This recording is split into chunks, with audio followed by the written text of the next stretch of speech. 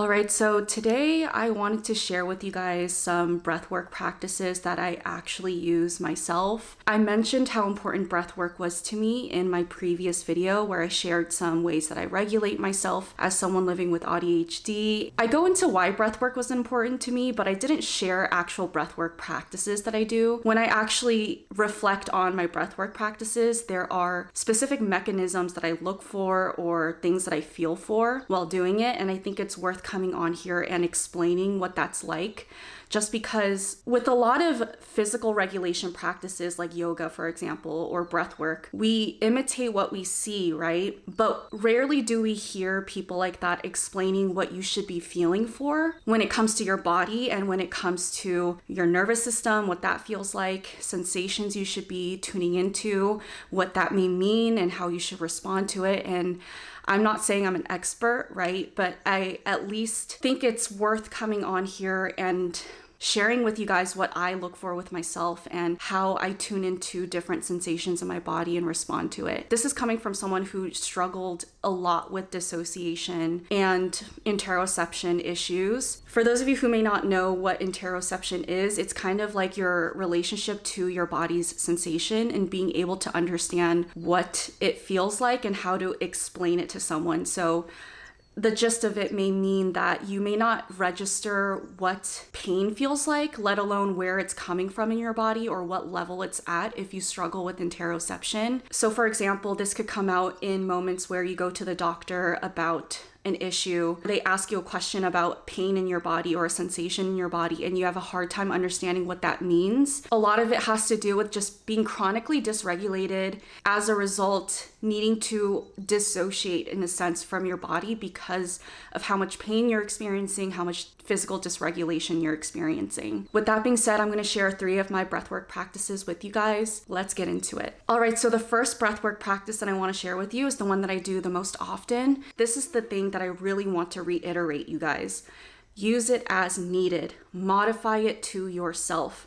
Stop following these types of things to a T if it doesn't work for you. If it does, understand that it works for you and know what that feels like. We're all human beings living in biological bodies, right? We're not going to be the same every single day. We're going to be going through different things. Our nervous system is going to react to different things in different ways. So the key here is to regulate yourself whenever you're dysregulated and to know how it feels to be dysregulated so that you're not just randomly doing breath work in the morning for no reason other than just being consistent and saying that it's a routine. Because why do breath work when you are actually really regulated and don't need it? You know what I'm saying?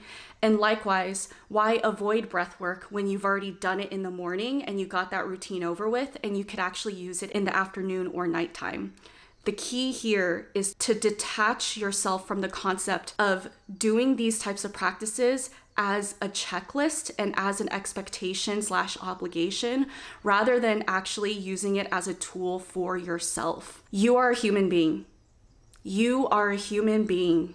You are not a machine. Say that out loud. I am not a machine. This breathwork practice I actually got from this channel, Breathe and Flow. I don't know if they created this breathwork, but nonetheless, I first learned about it from them, and I go to their video anytime I need to do this breathwork. I will say though, since I've been consistent with this breath work for about 2 years now, I got myself to a point where I don't need to go to the video. I could actually do it on my own. So what it is you do 30 power breaths. You follow that up with a breath retention, I believe, for 60 seconds. And then you follow that up with an inhale and hold the breath at the top for 10 seconds. And then you cycle through another 2 times, so 3 times total. And then at the last one, you do the breath retention for 90 seconds rather than 60 seconds. The reason why I say modify this for yourself is because depending on how your body is, you may not be able to do the breath retention for 60 seconds or 90 seconds. I know for me, because my lungs are so condensed and can't expand all the way, for the first year of me doing this breath work, I couldn't make the whole 90 seconds. I could barely make the 60 seconds. And I actually had to be consistent with this for a long time to train my lungs to get to a point where I could hold my breath for essentially 90 seconds without feeling like I'm absolutely about to pass out. The key here is to take the baseline of what they're teaching and to modify it for yourself. And this goes for yoga too. This goes for anything. If you're not flexible and you're just starting out, it's okay to bend your arms and legs to get into a certain position, so on and so forth, right? But what I like about this breath work is that it gets a lot of extra oxygen into my body. So whenever I do this breath work, I do it with the intention of either setting a baseline or resetting my baseline to a more calmer state of being, because this breath work is longer than the other two breath work that I will share with you guys. And so therefore it's more like a practice rather than just a moment to quickly regulate myself. This is something that will take about 10 to 15 minutes, because usually you follow it up with a moment of silence and meditation. Because if you guys practice this, you will understand the way you feel after you do this is like you're high. Honestly, there's so many times where as I'm doing this breath work, I start to get tingles in my fingers. My ears start to ring and get tingles as well. And my whole face and neck area gets really warm. It's like my body is responding to that extra intake of oxygen. I just feel so light. I feel so relaxed. So feel free to go and watch Breathe and Flow's breathwork video where they will walk you through the whole practice. I will leave the link to their video down in the description box below. Ways that you can understand what regulation feels like is, like I said, that feeling of relaxing and dropping into your body rather than being a tense ball. Another thing that you can look for is being able to breathe with more flow. So I notice that when I'm tense and anxious, my breathing is very rigid, whether that's shallow breaths or holding my breath. Either way, there's a lot of tension here, right? So when I'm relaxed, I actually can almost feel the air coming in and out of my airways. I can almost hear my breath too. It's almost like I'm connected to my breath. My thoughts are a lot more clear and my thoughts are a lot more connected. Things kind of just make sense a lot better for me. And I don't feel the need to constantly rush through things is another thing that I notice. So I could just simply allow myself to exist in doing what I'm doing in that moment. And then when I'm done, I can move on to the next thing. Other ways I could tell that I'm regulated is that I have a better understanding of what I want and need in a physical sense. So when I'm anxious, I can't tell if I'm thirsty, I can't tell if I'm hungry, let alone be able to plan what I want to do about it. I also can't tell when I need to use the bathroom is another sad part of being chronically dysregulated. The inverse of that and being regulated is that I can immediately tell when I need to use the bathroom, whether that's a number 1 or a number 2, and then I go and I do it. I could tell when I'm thirsty and I need to drink some water. I could tell when I'm hungry and I'm able to decide what I want to eat and figure out how to obtain that food and how to eat it and stuff like that. And I don't struggle with transitions as much. I still do because I'm autistic, so it's hard to go from one thing to another. But when I am regulated, I notice that it's easier for me to be like, okay, I'm hungry right now, so I'm gonna stop work, I'm gonna go to the kitchen, get a little snack, eat it, and then return back to work. When I'm dysregulated, I could very easily just go hours and hours without using the bathroom, drinking water, or eating. And then I get to a point where I'm shaking because I haven't tended to my body at all. And then I don't even know what to do about it because I just feel really stuck and I don't know how to move on. My executive functioning is really bad, you know, things like that. Moving on to another breath work that I do. This one is usually something I utilize when I need to catch up. I'm not perfect, right? I know regulation practices, but it doesn't mean I utilize it to its fullest extent all the time. There are times where I'm really struggling and I end up neglecting myself more than I would like to admit. When there's times where I'm consistently dysregulated on a day-to-day basis for a long period of time, there's a lot of built-up tension there that hasn't been released for a long time and tended to. If the baseline is here, the place that I'm at is like all the way down here, and I use this breath work to just keep pushing myself to get back to that baseline. Even though I'm not to the baseline, at least it kind of gives me that extra push to get closer to it, if that makes sense. You inhale. As you get to the top of that inhale, you actually inhale 2 to 3 more times. So this is what it looks like.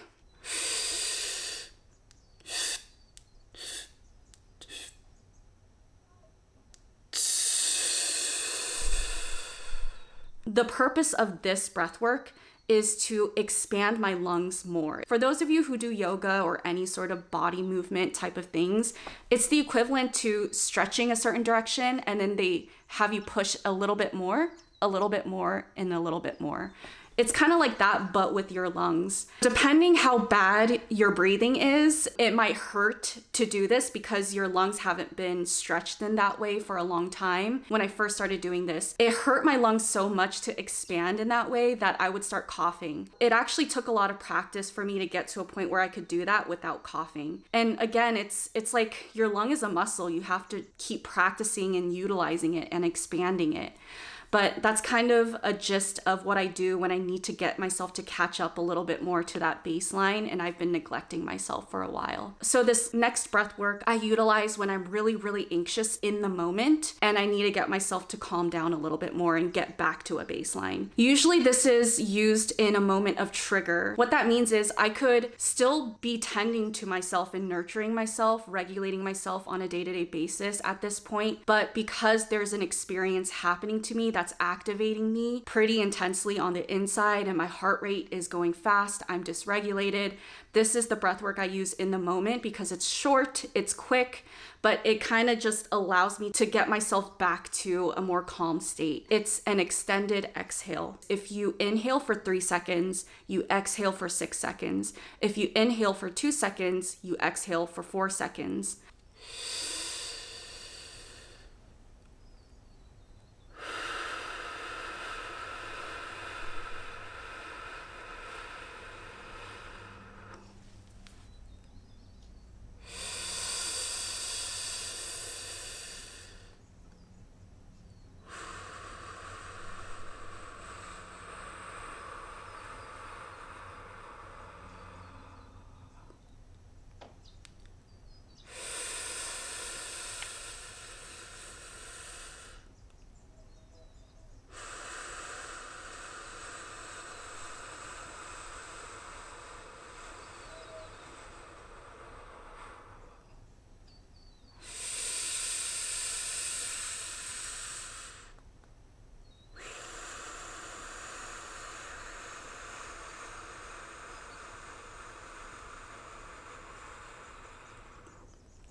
Another rendition of that could be box breathing. I don't use that one as much. That one's just an even inhale for a certain amount of time, exhale for the same amount of time. So whether that's inhale for 4 seconds and then exhale for 4 seconds, or inhale for 2 seconds, exhale for 2 seconds. People like to use that because it's quick, but again, I don't benefit from that one as much because I think the extended exhale is the one that really gets me to regulate a lot quicker than just normal box breathing. But again, all of these things is for you to practice. Maybe the first time through you follow my instructions or the instructions of Breathe and Flow to the exact detail, but I really encourage you guys to pay attention to how comfortable it is for you to do it the way that we say, and then to notice what has to be adjusted to make yourself more comfortable. And then once you are used to it, tune into what it feels like to be comfortable with that and to know when to challenge yourself to adjust it to keep